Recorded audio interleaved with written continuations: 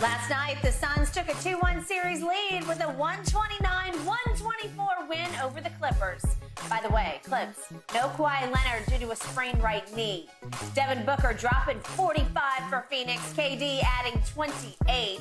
Shannon, what's your biggest takeaway from this one? If the Clippers, look, Ty Lue is as good a coach as we have in the NBA. I agree.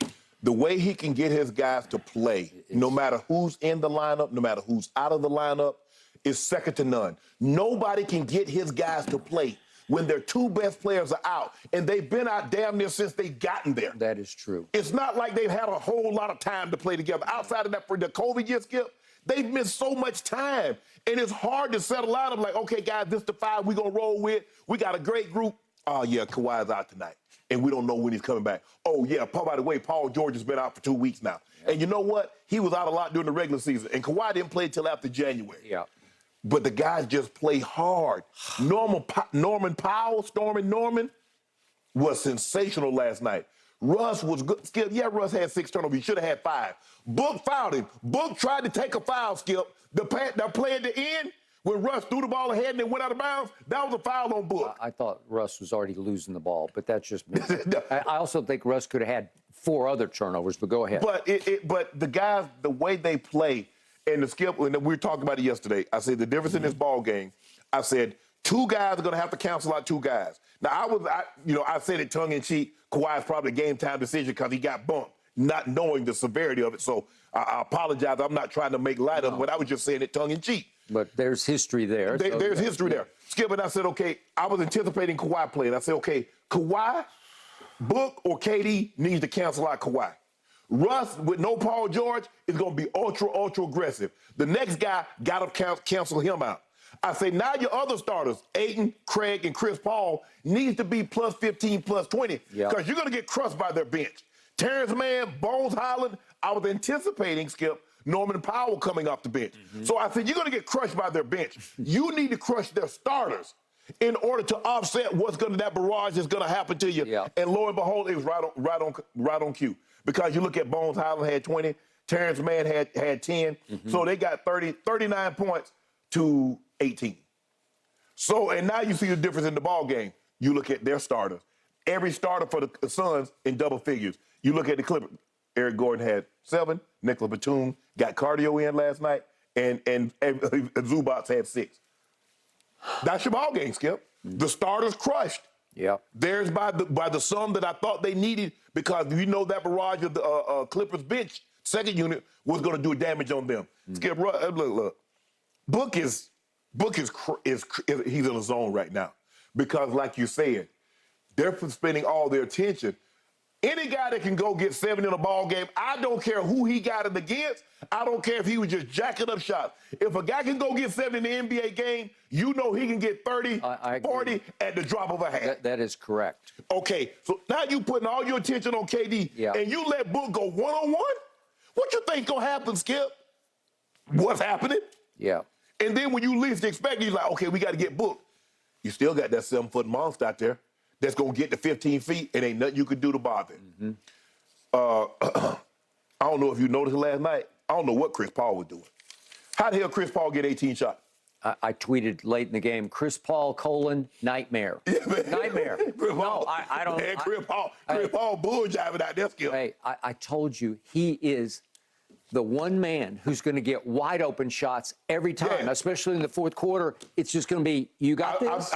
I'm doubling Book and KD. Say, Chris Paul, you get to shoot all you want to, because he had more shots than KD.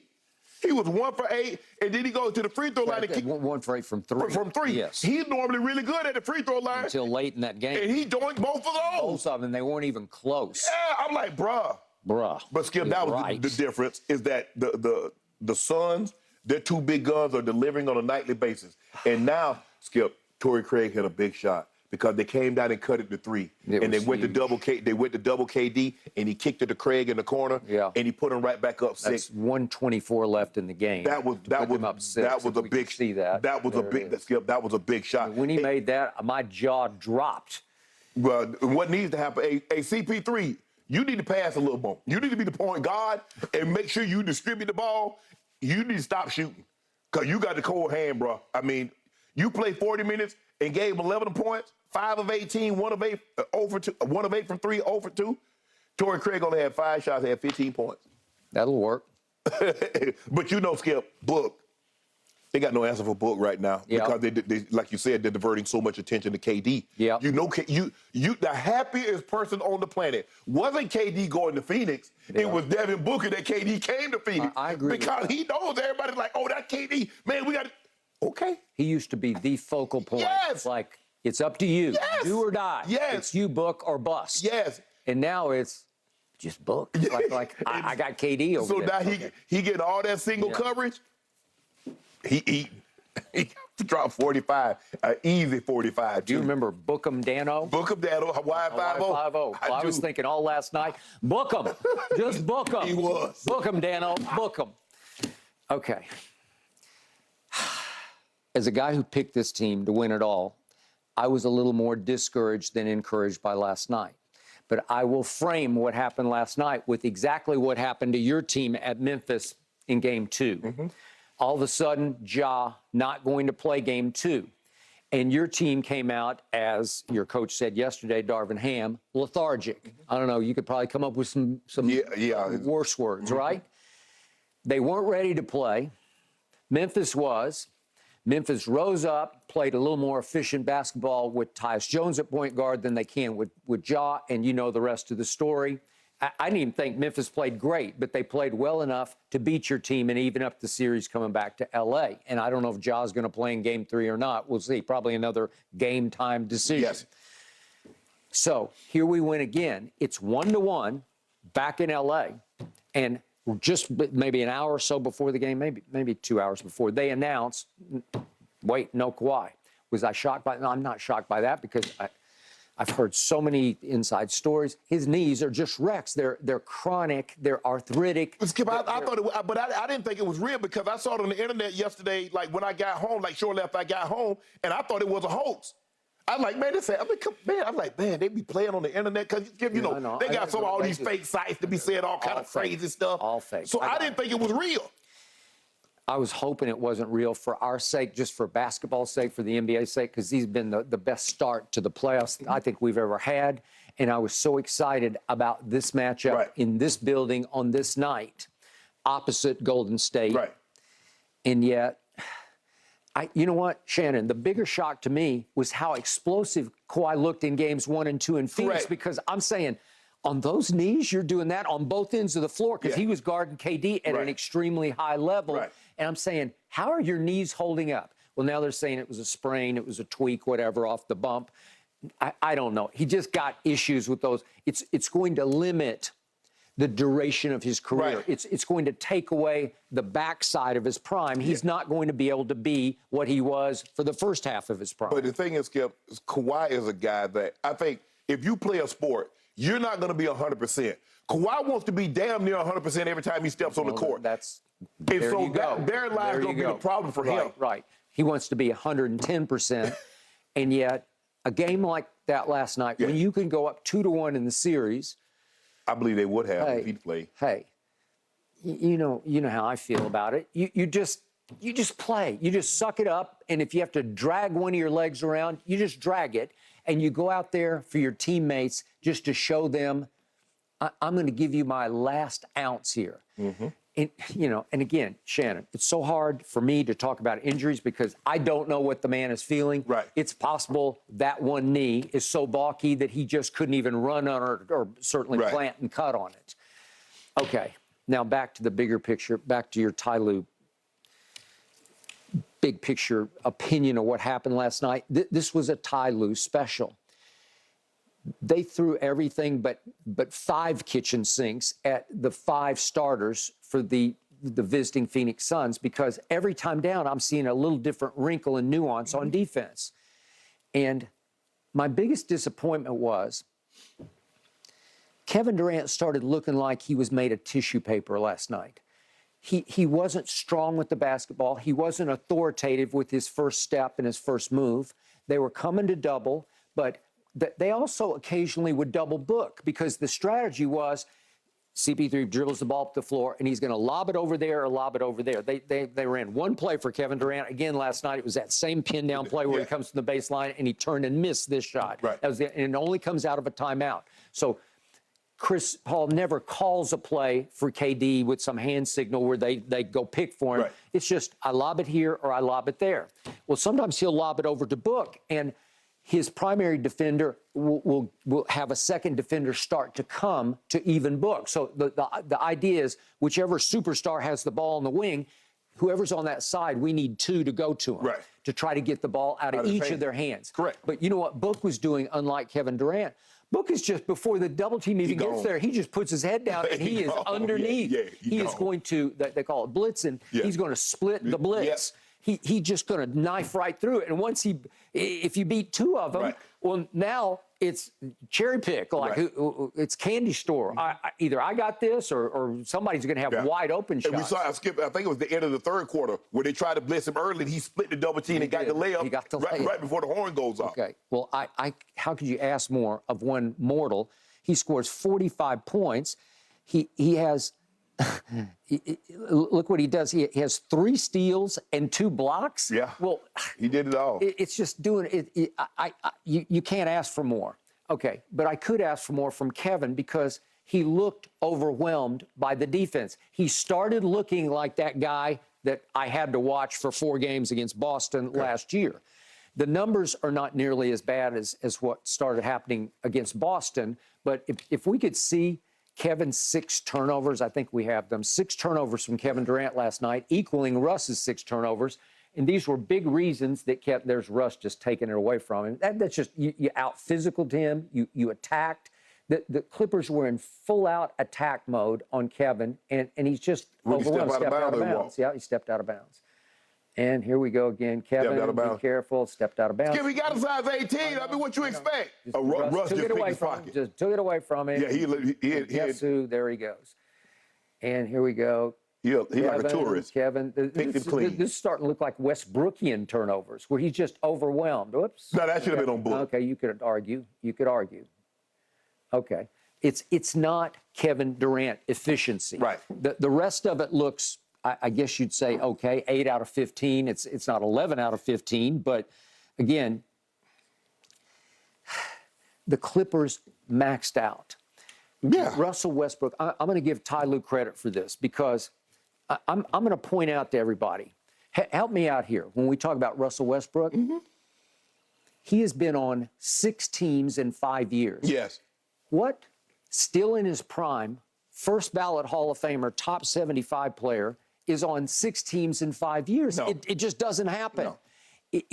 It's why he can be so great and so bad that all these teams finally say, you're a little more trouble than you're worth. Right.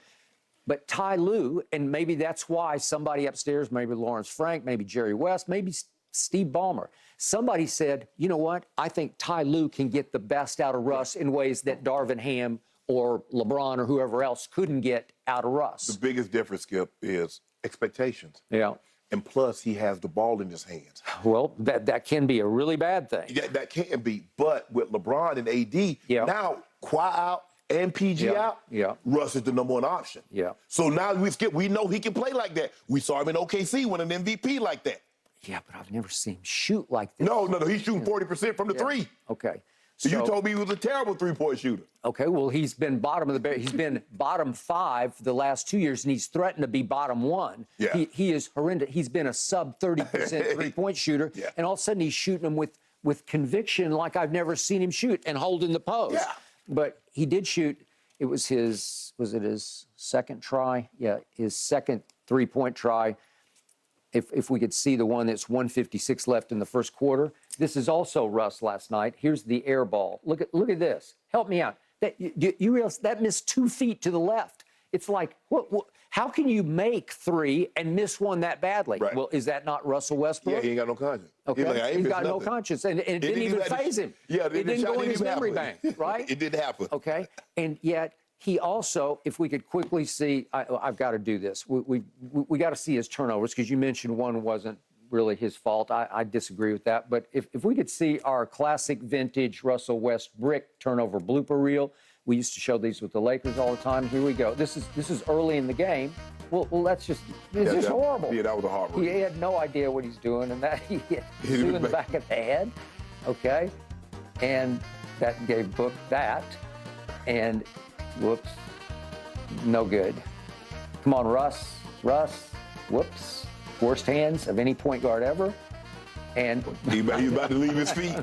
I don't know. And this is the one you talked about. Yeah, no, give that. He fouled it. He fouled that other foul there. And I thought he deserved a tech for that, but I guess the ref was so shaky on the call that he said, "I'll let him go. Yeah, let him go." There were 4 other plays in the second half that he actually turned the ball over, but it bounced around and they got it back and it wiped out and canceled the turnover. My point is, he was great and he was not great. And yet Norman Powell, you know what I call him? I call him Uncle Buckets because he's just Uncle Buckets. Yeah, Stormy Norman, but he doesn't look the part. No. He's kind of bow-legged and short-legged, and yet Shannon, he's a bucket. You just can't stop him. Nope. He's got every trick in the book, and he'll beat you from 3. He'll beat you at the rim. Nobody can block his shot. I don't know how he does it, but he kept them in the game, and Russ hit some key shots, and it went to the wire. And by the way, there was a shot by Bones Highland who put up 20 because the Suns' defense was just that was all 3/4 of the way down. Bones Highland, that would have cut it to 2 with 31 seconds left if we could see the one shot. This is to cut it to 2 with 30 seconds left. It just went all the way down and back out. And my God, this is dangerous for Phoenix. Yes. Because if Phoenix somehow blows the end of the game and they go down 2-1, I don't know what Kawhi's status is going to be. Right. Heck, I don't know what Paul George's status is going to be. He might shock you and come out of nowhere and play in 1 or 2 of these games before it's over. Right. So you had to survive, you had to prevail, and the only silver lining was they did. But if Kawhi has a sprained knee, I've never seen nobody miss 1 game with a sprained knee and then play again on Sunday. I think it's euphemistically sprained. I just think he's got issues going on, but we'll see. But all I know is in the 4th quarter of that game, they could not stop the Clippers, who scored 39 points without Kawhi or Paul George. 39 points, and it was just there's a lot of layup line going on. That's what it was. Yeah. That's all it was. Nobody played the defense. Yeah. Because it's not the Suns. Yeah, Suns scores 40s, and then the Clippers scored 34. Yep. And then the Clippers got 39 in the 4th, and the Suns got 35. Whew. So nobody played defense in the second half. Lord have mercy. One team scored 73, the other team scored 75. There you go. Remarkable what the Clippers did, actually, without their 2 major stars, guys. All right.